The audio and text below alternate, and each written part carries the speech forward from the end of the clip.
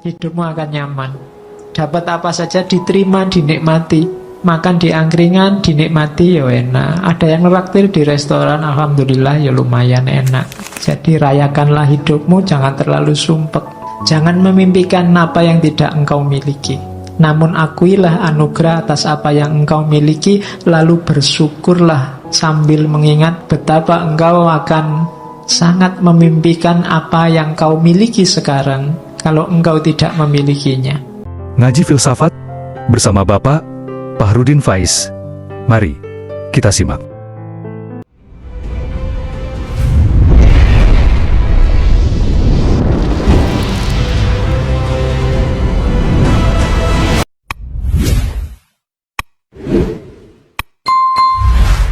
Tentang kebersihan jiwa. Kalau tadi kan yang baik-baik, yang jelek-jelek tolong jangan masuk. Yang pertama apa? Ambisi. Ambisi berarti mengikatkan kenyamananmu pada apa yang dikatakan atau dilakukan orang lain. Orang yang berambisi itu kan targetnya biasanya keluar dari dirinya. Kesuksesan yang bergantung pada orang lain.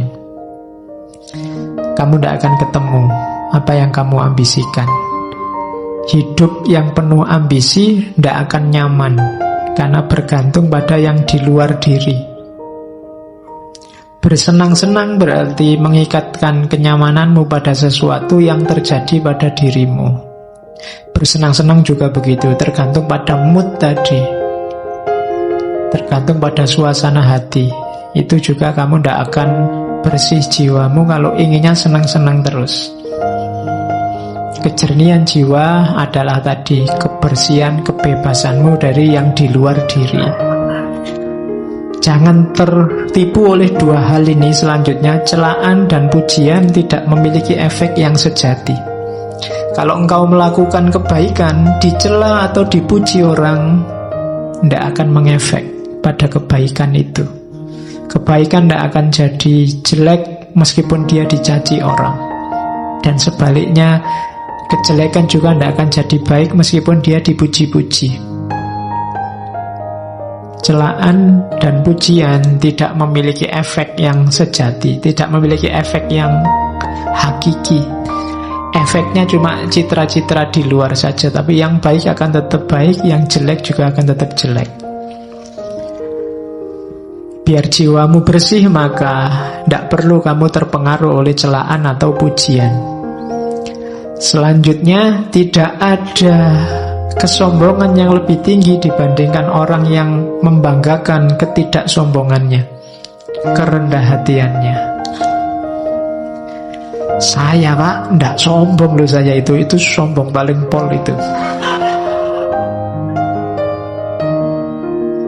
Ya, saya itu murah hati loh pak, saya itu suka menolong, baik, tidak sombong. Rendah hati itu kalau versinya Markus justru itu kesombongan yang paling tinggi, menyombongkan kerendah hatian. Oke, susah ya rumusnya. Ternyata yang kita anggap rendah hati ternyata justru kesombongan. Kemudian jangan kotori jiwamu dengan kemarahan. Kenapa? Karena efeknya marah itu biasanya lebih dahsyat dibandingkan sebabnya marah. Kamu marah karena temenmu minjem motormu ndak pamit. Kemarahanmu kamu ungkapkan dalam bentuk apa? Itu biasanya efek dari kemarahan ini lebih dahsyat daripada sekedar motormu tadi nggak bisa kamu pakai karena dipinjam sebentar.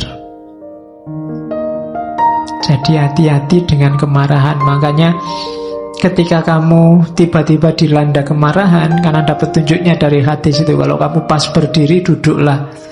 Kalau pas duduk, ya berbaringlah. Maksudnya apa? Jangan melakukan apa-apa dulu, karena kamu sedang gelap. Karena efeknya nanti pasti akan kamu sesali.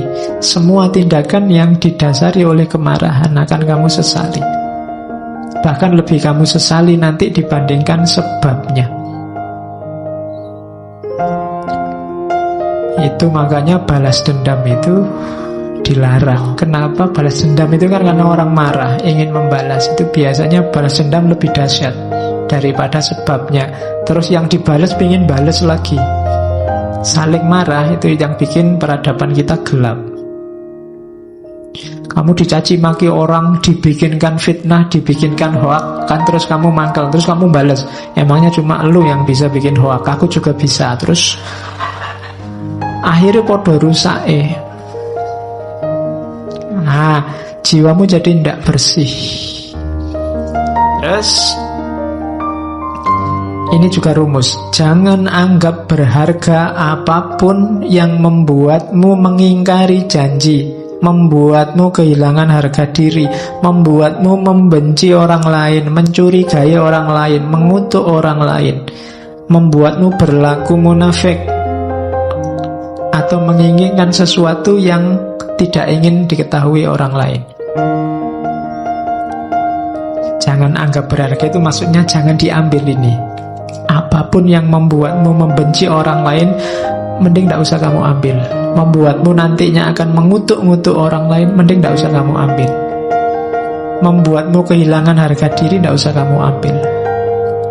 Itu yang disebut jangan dianggap berharga. Kok ada postingan yang isinya kemungkinan membuatmu benci sama seseorang atau sekelompok orang, kamu tinggal saja. Karena postingannya tidak penting, tapi dampaknya pada jiwamu besar. Itu maunya Markus. Selanjutnya, biar jiwamu bersih, jangan kotori jiwamu dengan kesalahannya orang lain. Ini ada rumus bagus dari Markus. Kalau ketemu orang jahat, orang rusak, orang keliru, saat engkau sedang melawan orang yang tidak tahu malu, ini misalnya, tanyakan pada dirimu sendiri, apakah mungkin di dunia ini bersih dari tindakan tidak tahu malu? Jawabannya kan pasti ya ndak. Akan selalu ada orang jahat, akan selalu ada orang yang ndak tahu malu. Maka jangan mengharapkan sesuatu yang tidak mungkin. Selalu ada orang yang tidak punya malu di dunia ini, dan yang kamu hadapi sekarang adalah salah satunya. Hal yang sama berlaku untuk orang yang jahat, orang yang tidak dapat dipercaya, dan kerendahan moral lainnya. Jadi ini menyuruh kita untuk jangan mengotori jiwa dengan kemarahan, kebencian, ketidaksukaan, intoleransi pada orang lain yang kamu anggap keliru atau kamu anggap jahat. Pertanyaannya gampang, apa mungkin di dunia ini orangnya baik semua, soleh semua? Kan tidak mungkin. Kalau kamu marah berarti kamu tidak terima kalau di dunia ini ada orang jelek, ada orang tidak baik. Kalau kamu tidak terima berarti kamu sedang melakukan sesuatu yang tidak masuk akal. Karena kamu menuntut sesuatu yang tidak mungkin terpenuhi. Akan selalu ada orang jelek, orang jahat. Maka ngapain kamu mengotori dirimu gara-gara itu? Ada orang jahat, ya monggo, memang hidup ini ada yang baik, ada yang jahat. Tapi jangan kejahatannya dia membuatmu juga jadi jahat, kejelekannya dia membuatmu juga jadi jelek. Hari ini banyak begitu. Karena grup sana maki-maki, kamu juga maki-maki. Karena grup sana kemarin menggorengi isu, sekarang ada isu baru, saatnya kita balas menggorengi isu. Sama saja, itu berarti jiwa kita sama-sama kotor.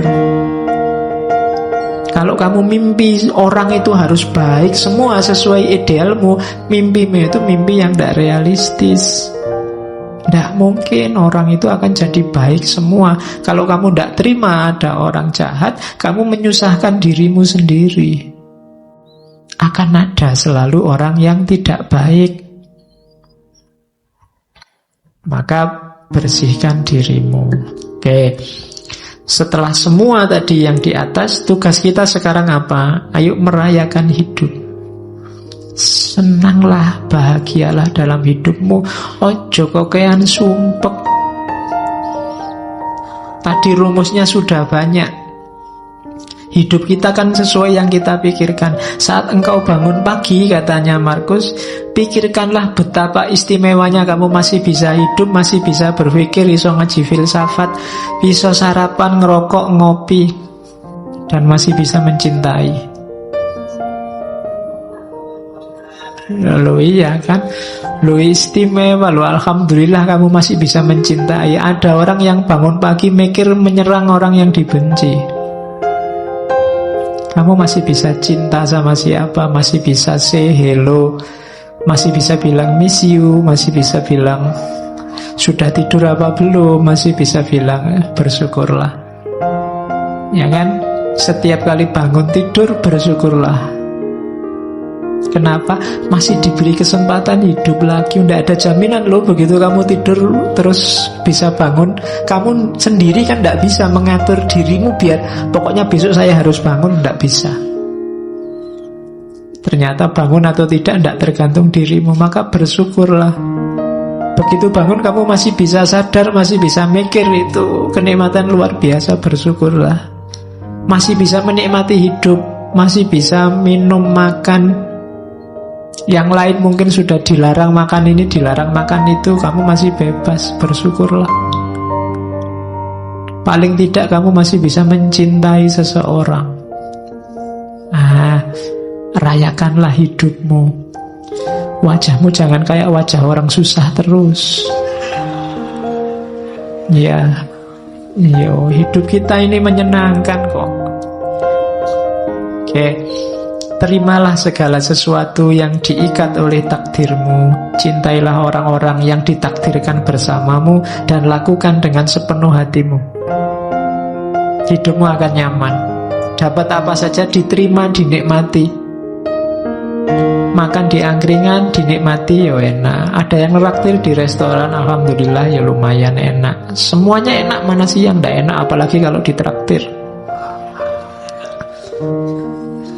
Jadi bersama siapapun dinikmati, tidak usah milih-milih teman. Yo, setiap orang punya karakter, punya gayanya sendiri. Tapi kan ada yang jahat, Pak. Ya, jahat silahkan jahat, tapi kan tidak mengotori jiwamu. Karena kalau kamu saya pinginnya teman itu baik semua, Pak, sama saya peduli semua, itu mimpi, tidak mungkin. Ya kan? Kalau dihitung teman yang peduli sama kamu sama yang cuek, insya Allah lebih banyak yang cuek. Loh, tapi kalau ketemu senyum itu basa-basi. Ya, setiap orang disibukkan nomor satu dengan hidupnya sendiri masing-masing. Jadi rayakanlah hidupmu, jangan terlalu sumpek. Jangan memimpikan apa yang tidak engkau miliki. Namun akuilah anugerah atas apa yang engkau miliki, lalu bersyukurlah sambil mengingat, tulisannya salah itu, sambil mengingat betapa engkau akan sangat memimpikan apa yang kau miliki sekarang kalau engkau tidak memilikinya. Kamu pegang HP, syukurilah. Tidak usah mimpi pegang HP yang lebih mahal dengan kualitas lebih baik. Kamu punyanya HP ini, mikirnya dibalik. Seandainya HP kayak gini saja aku ndak punya, aku mesti mati-matian ingin beli HP yang kayak gini. Loh, punya pacar kok ndak terlalu cakep. Mikirnya juga begitu. Kalau kamu mikir, kok nyari yang lebih cakep lah, kamu mimpi. Mikirnya dibalik. Seandainya yang kayak gini saja aku ndak dapat, mesti aku ngejar-ngejar yang kayak gini juga. Nanti kamu jadi bersyukur. Gitu loh. Iya, mikirnya dibalik. Itu membuat kamu bersyukur. Kuliah dapat nilai C misalnya. C kan batas minimal kamu lulus. Itu kan, waduh kok ndak dapat A ya. Itu kamu akan sumpek. Kenapa? Kamu mimpi yang kamu ndak punya. Mimpinya itu, seandainya aku dapat E, aku mesti akan mengejar-ngejar. Seandainya dapat C pun cukup. Nah, itu kamu lebih bahagia. Gitu loh. Makan kok cuma dengan tempe saja, tidak ada yang lain. Nah, itu mikirnya kamu jangan ayam, tapi mikirnya seandainya adanya cuma nasi, Mungkin ada tempe satu aja aku sudah senang. Itu jadinya kamu bersyukur punya tempe itu. Itu caranya merayakan hidup. Kalau tidak begitu, kamu akan sumpek terus. Dan ingatlah bahwa engkau memiliki kuasa untuk mengistirahatkan dirimu kapanpun engkau inginkan. Kamu supirnya, kamu penguasanya hidupmu. Mau jalan, ayo jalan. Mau istirahat, istirahat. Tidak usah terkejar, tidak usah dikejar-kejar oleh ambisi, dunia, keterikatan dengan yang lain, yang macam-macam, yang bikin repot. Menghabiskan energi, menghabiskan waktu. Engkau yang menguasai hidupmu, kapanpun ingin berhenti, saat ini juga kamu bisa. Ingin tidur sekarang boleh, istirahat sekarang boleh. Terus, jangan pernah khawatir tentang masa depan. Apalagi di usia-usia teman-teman ini kan biasanya pikirannya masa depan, besok kawin sama siapa, kerja di mana. Kamu kan khawatir itu. Engkau akan bertemu dengannya kalau memang harus, dengan senjata yang sama yang hari ini menjadi bekalmu menghadapi masa kini. Dulu waktu kamu SMA atau SMP mikir kuliah, wah bisa ndak ya aku kuliah hari pertama kamu takut. Begitu dijalani kan kamu bisa. Besok juga begitu, gak usah khawatir. Bisa ndak ya aku dapat kerja, bisa ndak ya aku kawin, bisa ndak ya punya anak. Iso. Nggak usah khawatir, pasti bisa. Kekhawatiranmu dulu sekarang kamu jalani kan ya ternyata juga bisa. Nggak ada yang di luar kuasamu kalau tentang hidupmu. Makanya jangan galau dengan masa depan. Wong masa depan kayak tadi itu di luar jangkauanmu hari ini. Jadi pikirkan aja sekarang, nikmati hidup sekarang. Besok kamu akan punya senjata sendiri, punya kemampuan sendiri menghadapi situasi di masa depan. Itu uniknya manusia. Maka hidup itu rumusnya simple, receive without conceit, release without struggle. Kalau dapat sesuatu, terimalah tanpa harus membanggakan diri, membesarkan diri. Kalau harus kehilangan, lepaskanlah tanpa harus merasa sedih, mati-matian, sumpek. Jadi receive without conceit, release without struggle. Biasa saja. Hidup kehilangan sesuatu biasa. Wong dulu juga ndak punya, terus punya, sekarang hilang. Kalau dapat sesuatu, alhamdulillah, tapi ya ndak harus sombong. Kalau kamu bisa kayak gini, hidupmu nyaman. Ini saya ambil agak panjang, nanti kamu baca lagi ya. Kalau pagi hari engkau bangun, biar cara mikirnya positif. Kamu kan biasanya masalahmu itu kan berhubungan dengan orang lain. Katanya Markus, pagi hari engkau bangun, bilanglah pada dirimu, orang-orang yang berhubungan denganku hari ini, ada yang usil, tidak sopan, arogan, curang, iri hati, dengki. Mereka seperti itu karena mereka belum bisa membedakan yang baik dan buruk. Sementara aku telah mengerti indahnya kebajikan, kotornya kejahatan, dan tahu bahwa para pendosa tersebut memiliki sifat sepertiku. Bukan sama dalam hal darah dan kelahiran, namun sama-sama memiliki akal dan unsur ketuhanan. Tidak seorang pun dari mereka dapat menyakitiku, tidak seorang pun dapat membuatku kotor. Aku pun tidak pantas marah pada mereka atau membenci mereka. Kami dilahirkan untuk bekerja sama seperti kaki, tangan, dan mata, sebagaimana dua baris gigi atas dan bawah. Saling menghalangi itu tidak alami. Demikian pula saling marah dan saling membelakangi. Itu nanti hidupmu nyaman. Akan ketemu orang yang bikin kamu mangkel, bikin kamu jengkel, bikin kamu benci, pasti. Tapi ingatlah bahwa mungkin kejelekan yang mereka lakukan itu karena mereka tidak sadar. Sementara kamu sekarang sadar. Dan diingat juga bahwa orang lain itu punya kualifikasi sama persis kayak dirimu, yang tidak pantas untuk kamu benci. Dan jangan takut mereka tidak akan bisa membuatmu kotor kalau kamu sendiri tidak mengotori jiwamu. Nah, ini nanti kamu jadi mantap. Kalau ini nanti panjang kamu baca lagi. Kalau kamu pagi hari bangun kok males, kamu baca ini. Saat fajar terbit, saat engkau malas bangun, katakan pada dirimu, aku harus bekerja sebagai manusia. Aku harus menawar apa lagi untuk bekerja, sebagaimana tugas kelahiranku. Ayo bangunkan maunya itu, kerjalah. Tanyakan pada dirimu, kalau masih nggak mau bangun, apakah tujuanku diciptakan itu untuk ini, meringkuk di bawah selimut dan mereguk kehangatan. Nah, terus kan kamu tetap bisa jawab, tapi kan nikmat. Namun betapa nikmat seperti ini. Ditanya lagi sama Markus, jadi engkau lahir untuk mencari kenikmatan, bukan untuk bertindak dan mencari pengalaman. Tidakkah engkau lihat tanaman, burung, semut, laba-laba, lebah, semua menjalankan tugasnya, membuat harmoni dunia terjaga sekuat mereka bisa. Mengapa engkau tidak segera menjalankan tuntutan alamiahmu? Terus kamu jawab lagi, tapi kan bukankah orang itu harus istirahat, ada tidurnya juga? Jawabnya Markus, setuju. Namun alam memberi batas untuk itu, sebagaimana dengan makan dan minum, dan engkau telah melampaui batas. Ini sudah jam 9.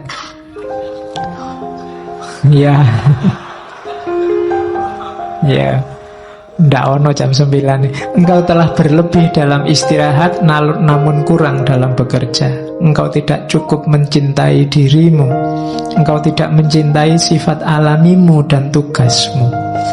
Orang yang mencintai tugasnya, mengabdikan diri dan menjalankannya, bahkan kadang sampai lupa makan dan mandi. Sementara kamu lupa tugasmu gara-gara tidur. Apakah engkau tidak menghormati dirimu sendiri sebagaimana pelukis mencintai lukisan, penari mencintai tarian, orang pelit mencintai uangnya, atau pemburu jabatan mencintai statusnya? Saat mereka benar-benar dipengaruhi oleh yang mereka kerjakan, mereka bahkan tidak makan dan minum karena menjalankan kecintaan mereka. Ini filsafat bangun tidur. Ya, biar kamu tidak males-malesan. Karena kadang-kadang kalau sudah males kan, meskipun bolak-balik HP-nya kamu tambah 10 menit sudah bunyi, 10 menit lagi bunyi lagi, 10 menit lagi. Ning ya ora tangi-tangi. Oke. Kalau ini rumus hidup sama orang lain. Kapanpun kau menemukan kesalahan pada diri orang lain, tanyakan pada dirimu, apa kesalahan yang pernah kulakukan yang mirip dengan kesalahan yang akan aku kritik ini? Kalau ada orang lain salah, tanya pada dirimu, pernah nggak kamu melakukan salah yang sama atau mirip? Itu nanti akan mengurangi kadar agresifmu terhadap kesalahan orang lain. Saya ingin balas dendam, Pak. Ada orang menyalahi saya. Katanya Markus, balas dendam terbaik adalah dengan tidak menjadi seperti musuhmu. Balaslah musuh yang mencaci makimu dengan tidak mencaci maki. Itu balas dendam terbaik. Balaslah musuh yang menyakitimu dengan tidak menyakitinya. Manusia ada dengan saling membutuhkan kepada sesama, kamu akui atau tidak. Kamu harus hidup bareng orang lain, mau atau tidak. Maka kalau kamu tidak mampu mengajari mereka, belajarlah untuk tahan hidup bersama mereka. Sudah kamu nasihati kok tidak pulih-pulih jadi baik, ya gimana lagi? Sekarang kamu latih dirimu untuk kuat bareng mereka. Misalnya kamu punya teman sak kos-kosan berdua, kok ya males mandi. Sudah kamu nasihati, tetap males mandi. Solusinya apa? Kamu latihanlah untuk bisa tahan dekat orang yang males mandi. Jadi rumusnya simple. Jadi kalau kamu tidak tahan terus, sementara dia tidak berubah-berubah, kamu akan hidupmu tersiksa terus. Loh Pak, kok dia tidak berubah? Kamu tidak menguasai perubahan dia. Yang bisa kamu kuasai kan perubahan dirimu. Lebih gampang melatih dirimu untuk tahan bersama dia dibandingkan kamu mengubah dia. Ya doakan saja dia bisa berubah. Tapi kalau tidak, kamu kuat hidup bersamanya. Kemudian lagi, lakukan apapun yang kamu inginkan. Bahkan jika engkau memecah belah dirimu, sebagian besar orang akan melakukan hal yang sama seperti sebelumnya. Ini maksudnya, kamu jangan terlalu pusing dengan kelakuan orang lain, tindakan orang lain. Kayak tadi, wah orang Indonesia ini kok tambah tidak toleran orang ini. Kamu kan sumpek sendiri. Sudahlah, kamu lakukan yang menurutmu baik. Kalau kamu ingin mengubah mereka, bahkan sampai kamu mecah-mecah dirimu, kamu katanya Markus, mereka akan balik lagi seperti adanya. Itulah karakternya manusia. Terus merasa sayang pada orang lain meskipun mereka melakukan banyak kesalahan adalah sifat uniknya manusia. Engkau dapat melakukannya. Cukup dengan mengakui bahwa mereka juga manusia. Mereka melakukan itu karena tidak sadar, berlawanan dengan kata hati mereka. Dan kita semua akhirnya akan sama-sama mati tidak lama lagi.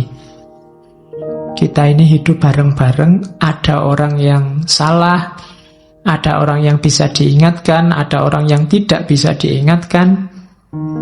Pada akhirnya sebentar lagi semuanya mati. Maka kamu tidak usah terlalu sibuk, terlalu bingung dengan itu. Tidak masalah. Ingatlah, mereka tidak benar-benar menyakitimu, dan mereka tidak melenyapkan atau mengubahmu, melenyapkan kemampuanmu untuk milih. Hidupmu tetap bebas tanpa harus terikat oleh mereka, meskipun kamu hidup bersama mereka. If any man despise me, kalau ada orang menjahatiku, itu urusannya dia. Urusanku adalah tidak melakukan atau mengatakan sesuatu yang layak dicela. Jadi kalau ada orang jahat padamu, kalau ada orang menyakitimu, itu sebenarnya tidak ada urusan denganmu, urusannya dia. Pak, nanti kalau saya dibohongi orang, bohong itu urusannya dia. Urusanmu adalah jangan melakukan tindakan tercela, itu aja. Nah, kalau ini pendidikan diri, rumusnya pendidikan diri itu be tolerant with others and strict with yourself. Saya tulis ini besar-besar karena hari ini banyak orang yang dibalik. Banyak orang yang toleran dengan dirinya sendiri, kemudian strict dengan orang lain. Kalau sama dirinya sendiri dimaafkan terus, dicarikan alasan, dicarikan dalih. Tapi begitu sama orang lain, kakunya luar biasa. Orang lain tidak boleh keliru, tidak boleh minta maaf, tidak boleh. Itu yang kita lakukan hari ini, dan terjadi di mana-mana saling balas-membalas. Terbalik. Harusnya kita toleran terhadap orang lain dan strict terhadap diri kita sendiri. Jangan dibalik. Nah, ini rumusnya. Aku sering heran kenapa orang mencintai dirinya lebih dari semua orang yang lain, namun ia kurang menghargai pandangannya sendiri tentang dirinya dibandingkan pandangan orang lain. Ini nasihat sebenarnya untuk kamu jangan mudah terpengaruh oleh orang lain. Jangan mudah terpengaruh oleh komentarnya orang, pandangannya orang terhadap dirimu. Kamu punya jati diri sendiri, tidak apa-apa. Orang ngomong apa aja, tidak usah terpengaruh. Logikanya orang itu lebih mencintai dirinya sendiri. Berarti apa? Lebih dengarkanlah pandanganmu sendiri. Jangan mudah tertipu oleh orang lain. Apapun yang dilakukan atau dikatakan orang, aku harus tetap menjadi Zamrud dan mempertahankan warnaku. Ini urusannya jati diri. Hidup sama orang lain ya, toleran ya, tapi jati diri jangan hilang. Kamu punya identitas sendiri. Terus nasihatnya Markus, ya, awas ya, kamu jangan merendahkan dirimu sendiri. Teruslah rendahkan dirimu wahai jiwa, maka segera peluangmu untuk mendapat kehormatan akan lenyap. Lama-lama identitasmu hilang dan kamu tidak akan dihargai orang. Setiap orang punya satu kehidupan. Milikmu sudah hampir habis gara-gara kamu singkirkan terus, kamu sisihkan terus identitasmu. Dan engkau tidak memperlakukan dirimu sendiri secara hormat, engkau malah mempercayakan kebahagiaanmu pada jiwa-jiwa yang lain. Ini tuntunan untuk kita tegas pada diri sendiri. Oke. Saya bawa quote terakhir, engkau selalu memiliki pilihan untuk tidak berpendapat. Ini nasihat untuk kita hari ini ya. Tidak ada yang nyuruh kamu tiap hari posting, tiap hari bikin status, tiap hari ngomentari statusnya orang lain. Engkau selalu memiliki pilihan untuk tidak berpendapat. Tidak berpendapat itu sah. Tidak perlu selalu susah payah atau membebani jiwamu dengan segala sesuatu yang tak dapat engkau kuasai. Hal-hal tersebut tidak membutuhkanmu untuk menilainya. Tidak usah gaya dikit-dikit. Menurut saya, tokoh itu ngapain? Emangnya komentarmu yang mendengar siapa? Hal tersebut tidak butuh penilaianmu. Ngapain kamu capek-capek? Engkau punya pilihan untuk tidak usah berpendapat. Leave them alone. Mereka punya penanggung jawabnya sendiri-sendiri. Terkecuali suaramu berpengaruh didengar, baru ngomonglah. Tapi kalau tidak, cari yang lebih esensial untuk hidupmu, untuk dikomentari dan dibahas. Itu nasihatnya Markus. Hari ini banyak orang yang bukan wilayahnya, tidak seharusnya dia menilai, mengomentari, ikut menilai, ikut mengomentari, sehingga kacau semuanya. Idza wusidal amru ila ghairi ahlihi fantadhiri sa'ah. Leave them alone. Biarkan yang bertanggung jawab yang ngurusi. Oke ya. Oh, masih ada. Stop whatever you are doing for a moment and ask yourself. Ini nasihat panjang. Am I afraid of death because I won't be able to do this anymore? Biasanya yang membuat kita banyak terhenti untuk melakukan kebaikan adalah takut mati. Was-was takut mati ini sering mengganggu kita. Katanya Markus, sekali-sekali gini deh rumusnya. Saat kamu melakukan apapun yang membuat kamu senang, coba berhenti sebentar. Apa gara-gara ini ya? Gara-gara khawatir ndak punya ini atau ndak melakukan ini, aku takut mati.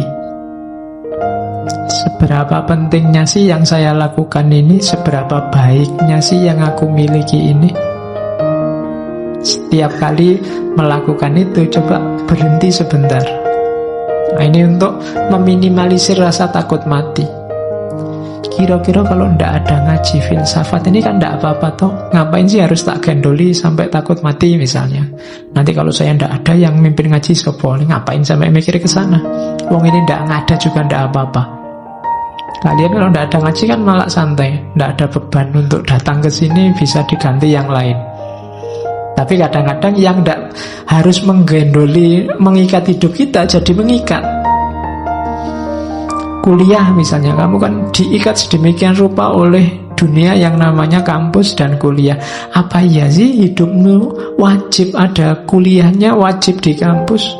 Simba-simbamu dulu kuliahnya sekolahnya cuma sampai SD, SR, ya sukses, sawahnya luas,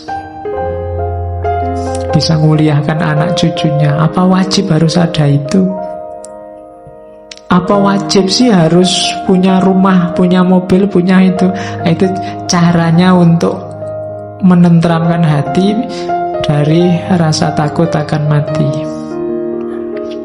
Karena nasihat terbaik itu kan mati. Begitu orang ingat mati, bukan takut mati,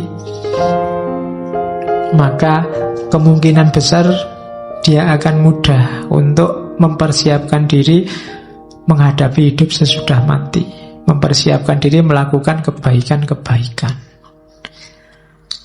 Oke, itu nasihat terakhir yang saya bawa dari Marcus Aurelius. Bayangkan raja besar, wilayahnya sangat luas, cara hidup, cara berpikirnya semacam ini. Maka dia jadi raja yang sangat tangguh, terkenal kesabaran dan ketabahannya, dan dia sukses. Meskipun banyak pemberontakan, banyak bencana, mengalami kepahitan hidup yang luar biasa. Dengan filsafatnya dia bisa sukses. Itu contohnya cara berpikir seorang king philosopher king. Raja filosof yang raja. Terima kasih sudah menyimak. Semoga channel Mengaji Hening bersama Dr. Fahrudin Faiz selalu bisa memberikan ilmu, motivasi, dan kebermanfaatan. Salam sehat dan bahagia. Jadi ada waktu sebelum alam. Padahal tadi waktu itu kan bukankah muternya alam. Alam itu kan baru. Berarti waktu ini mendahului alam. Cuma ya kalau dipikir nanti bulat. Sebelum Allah menciptakan waktu, apa sudah ada waktu? Ayo, susah ya mikir filsafat itu. Dan ini nanti